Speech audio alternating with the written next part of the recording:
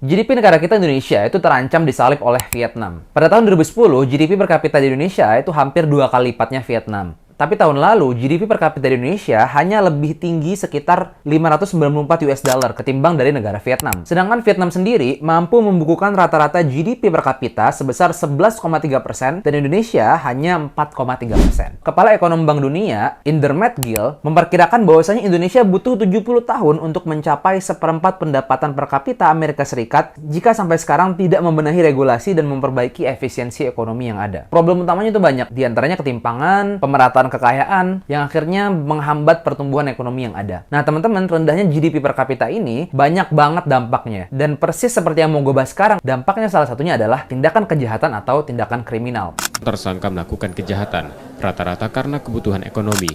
Pelaku menghabisi nyawa korban karena tergiur harta.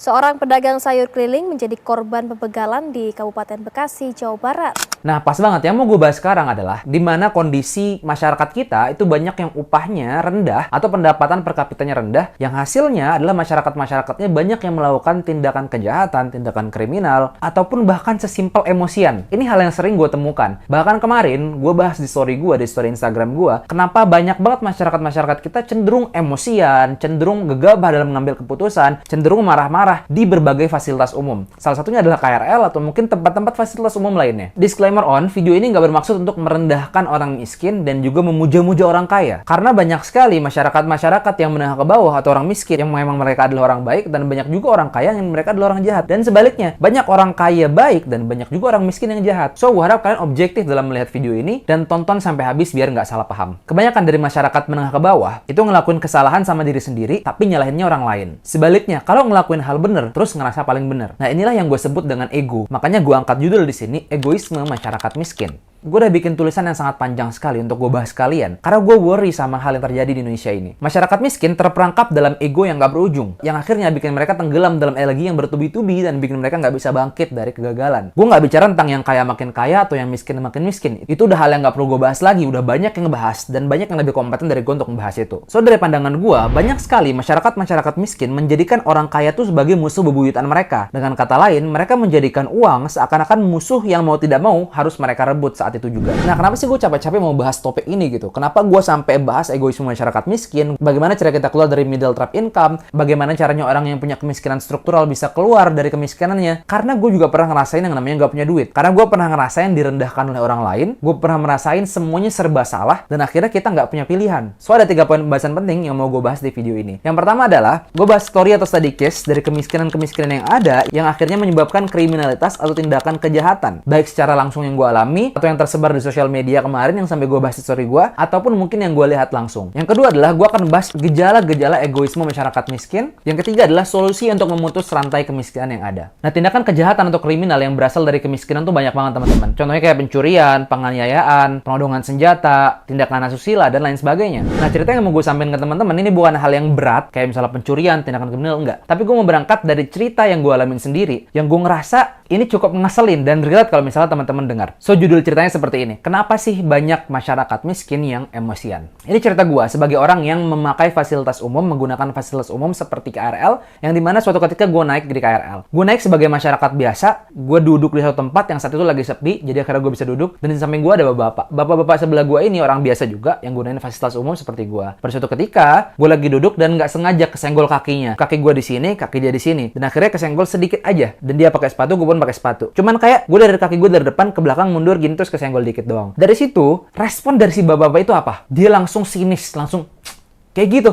Padahal kalau misalnya itu terjadi di teman-teman kita yang Gen Z ataupun milenial ataupun orang-orang yang mungkin biasa aja gitu, pasti responnya mungkin akan, iya nggak apa mas, pasti gue akan melakukan tindakan untuk meminta maaf. Kayak misalnya, maaf pak nggak sengaja, pasti dia akan, oh iya nggak apa mas. Tapi yang terjadi adalah di tengah dinamika masyarakat yang beragam ini, mungkin husnuzonnya gue, dia lagi kecapean dan sebagainya, tapi memang yang terjadi seperti itu. Pas gue senggol sedikit, seakan-akan dia sangat-sangat marah. Nah, apa opsi-opsi yang bisa gue gambarkan di sini? Yang pertama adalah, kebanyakan orang-orang di KRL itu adalah orang-orang yang berpendapatan rendah, atau mungkin orang-orang bekerja kantoran yang UMR, lalu mereka kecapean habis pulang kerja, lalu pendapatan mereka kurang, dan mereka merasakan emosi, kecapean, lelah, Dan akhirnya berulang setiap harinya. Makanya pada akhirnya ada postingan yang gue bilang itu, yang gue tunjukin di story gue, ada orang yang nuduh cewek lain yang dia tuh sengaja nyenggol suaminya dan dia marah-marah di KRL. Inilah yang gue maksud dengan emosian tadi. Ingat kata kuncinya, pendapatannya kurang atau GDP per kapitanya rendah. Oke, biar gampang, sebutlah masyarakat miskin. Apa sih definisi miskin di sini? Definisi miskin di sini adalah kondisi di mana seseorang atau sekelompok orang nggak mampu memenuhi kebutuhan dasarnya atau hak-hak dasarnya untuk mempertahankan dan mengembangkan kehidupan yang bermartabat. Nah, definisi ini pada akhirnya menggambarkan bahwasanya kemiskinan adalah permasalahan multidimensional yang akhirnya perlu pendekatan dan penanganan menyeluruh dari berbagai sektor yang ada. Nah, jadi gini teman-teman, pada akhirnya kesejahteraan masyarakat dinilai dari rendahnya kriminalitas yang ada di suatu negara. Yang tadi gue ceritakan belum sampai hal-hal kriminal atau belum sampai hal-hal yang merupakan tindakan kejahatan. Kalau misalnya teman-teman mau tahu, itu sudah banyak terjadi di Indonesia dan sudah sering dibahas di media-media. Tapi tadi hal-hal simple yang mungkin bisa gue kaitkan antara orang mungkin yang bisa bahasa gampangnya nggak punya duit, orang yang berpendapatan rendah, akhirnya mereka outputnya emosian dan marah-marah di mana-mana. Belum lagi kita bicara tentang Jakarta teman-teman, kota metropolitan yang katanya banyak sekali masyarakat-masyarakat dengan segala dinamikanya. Dan kalau kita lihat malah kemiskinan yang terjadi di kota itu lebih lama surutnya atau menurunnya daripada yang terjadi di desa. Kemiskinan di desa cenderung lebih cepat menurun, lebih cepat surutnya daripada kemiskinan yang ada di kota. Ini akhirnya menjadi problem yang kompleks yang harus kita selesaikan bersama dan perlu adanya andil dari pemerintah. Sampai akhirnya teman-teman gue berpikir bahwasanya kemiskinan itu bukan sekedar salah takdir, tapi juga terkadang salah pola pikir. Di sini gue nggak berbicara tentang kemiskinan struktural yang akhirnya banyak dampak dominonya, tapi gue berbicara tentang kemiskinan yang masih ada harapan untuk bisa dirubah. Artinya teman-teman yang nonton video ini, yang memang pendapatannya rendah dan merasa menjadi bagian dari masyarakat miskin yang berpendapatan rendah, kita masih bisa merubah hidup kita ketika kita memiliki solusi-solusi yang nanti gue tawarkan. So, kalau misal tadi gue bahas pola pikir, gue bahas mindset, mungkin banyak yang kesel. Atau mungkin kalau teman-teman scroll di TikTok nih, banyak sekali orang-orang yang kesel ketika dibahas mindset atau pola pikir. Kenapa? Karena mereka memang nggak mau keluar dari apa yang mereka pikirkan. Mereka merasa nyaman dengan apa yang mereka rasakan dan mereka rasa itu baik. Padahal sejatinya ketika kita merasakan kenyamanan dalam apa yang kita kerjakan sehari-hari tanpa adanya perubahan, itu sebenarnya ketidaknyamanan yang hakiki. Oke teman-teman, so gue langsung aja masuk ke gejala yang pertama dari egoisme masyarakat miskin tadi. Gejala yang pertama adalah nggak bisa menggambarkan masa depan dan nggak berani bermimpi. Jadi kalau misalnya circle yang memang isinya adalah orang-orang yang memang nggak mau berkembang dan merasa mimpi dia hanya sampai di situ. Coba deh teman-teman lihat, banyak sekali pasti dari teman-teman kita yang mereka masih punya mental miskin. Dia nggak berani bermimpi besar. Padahal mimpi itu benar-benar gratis. Orang nggak ada salahnya bermimpi apapun, ditertawakan, bikin sesuatu, bikin video YouTube seperti ini, menjadi seorang content creator, menjadi pebisnis, atau menjadi karyawan yang bekerja keras. Dan dia punya mimpi besar, dia pengen jadi orang terkaya nomor berapa, dia pengen membeli mobil A, pengen membeli mobil B yang bahkan nggak pernah terpikir oleh teman-teman circle-nya. Akhirnya dia menutup diri dan nggak mau berpikir besar. Ini yang bikin kita terjebak terus dalam kemiskinan. Kita harus berani berpikir di luar apa yang kita mampu. Kita harus berani berpikir mencapai cita-cita di luar dari apa yang mereka pikirkan. So, punya gambaran yang jelas, punya tujuan yang jelas, punya output yang jelas, dan punya strategi yang jelas untuk mencapainya, itu adalah cara untuk bisa keluar dari kemiskinan. Yang kedua gejalanya adalah minim edukasi tentang finansial. Contoh gampangnya gini teman-teman, kalau misalnya kita lihat ada orang yang berpikir kalau nggak kredit nggak akan dapat, kalau nggak nyicil nggak akan kebeli. Itu mindset yang bener-bener salah. Stop lah, ayolah. Jangan mindset kayak gitu.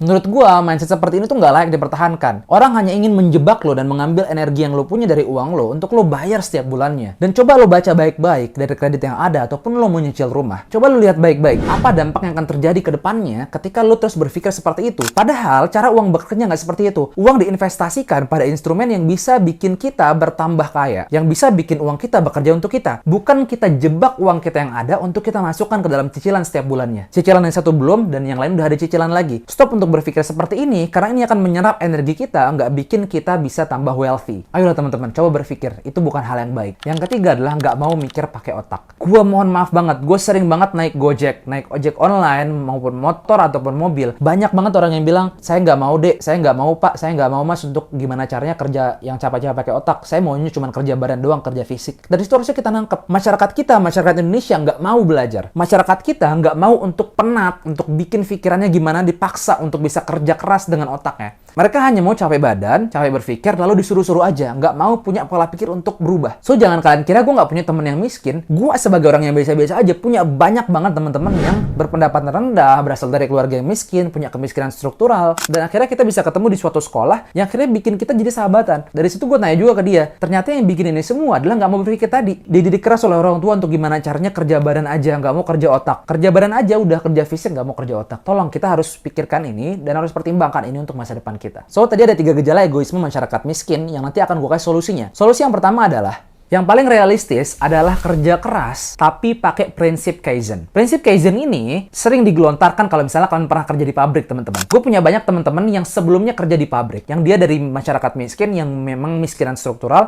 yang akhirnya mau gak mau kerja di pabrik. Yang sekarang mereka kerja kantoran, dan berani pada akhirnya bisa merubah hidupnya. Nah, prinsip Kaizen yang diajarkan ini, lu tetap kerja keras. Gak ada kata lain selain kerja keras. Gak ada kata yang lebih realistis dari kerja keras. Tapi prinsip Kaizen ini mengajarkan untuk gimana cara kita improve 1% dari setiap harinya. Improve 1%, apapun itu, kita berkembang dan nggak sama dari hari sebelumnya, itu bikin kita jadi manusia yang lebih baik. Karena nggak semua orang punya kapasitas yang sama. Kalau misalnya gue suruh bisnis, kalau misalnya gue suruh lakukan hal besar, nggak semua orang punya mental, nggak semua orang punya keberanian, nggak semua orang punya capital. Tapi kalau misalnya gue bilang improve walau 1% setiap hari, semua orang pasti bisa. Entah lo pada akhirnya milih hal lain yang lebih bermanfaat, atau misalnya lo milih hal-hal yang memang lebih menunjang hidup lo, intinya 1% lebih baik di setiap harinya, lebih baik daripada sama dan nggak melakukan perubahan sama sekali. Yang kedua, punya mindset keterbukaan. Teknologi itu semakin berubah, setiap 4 jam sekali bahkan. Kita nggak usah hindari perubahan, kita nggak usah hindari teknologi yang ada. Kita harus terbuka. Jangan cuma mau apanya kita doang. Ingat teman-teman, kalau misalnya kita miskin, jangan pernah berpikir dunia cuma berputar buat kita doang. Jangan pernah berpikir dunia cuma berputar di kita doang. Dunia juga berputar untuk orang lain. So, terbuka kalau misalnya ada masukan dari orang, kalau misalnya ada informasi, kalau misalnya ada pekerjaan yang lebih menguntungkan, ambil peluangnya, jalani bisnisnya, dan jadi yang terbaik di situ. Ambil peluangnya, kerja di sana, kerja keras, naikkan tingkat atau taraf berpikir lo. Itu lo akan bisa membuka peluang-peluang uang lainnya, bisa membuka peluang-peluang pekerjaan lainnya. Yang ketiga, kalau misalnya kemiskinan struktural gimana bang? Tadi yang gue bilang, nggak ada kata lain untuk bisa memecahkan masalah ini selain lo kerja keras. Dan hal-hal kemiskinan struktural ini kompleks, yang bisa diselesaikan juga dengan cara struktural oleh pemerintah. Yang pasti harus ada andil dan turun tangan dari pemerintah untuk bisa menyelesaikan masalah ini dengan lebih kompleks. Entah dengan regulasi yang ada, entah dengan pembukaan lapangan pekerjaan, dan lain sebagainya. Karena mohon maaf, kemiskinan struktural ini punya efek domino tadi, yang akhirnya berdampak ke pendidikan yang kurang, lingkungan yang kurang mendukung, semangat yang kurang mendukung juga.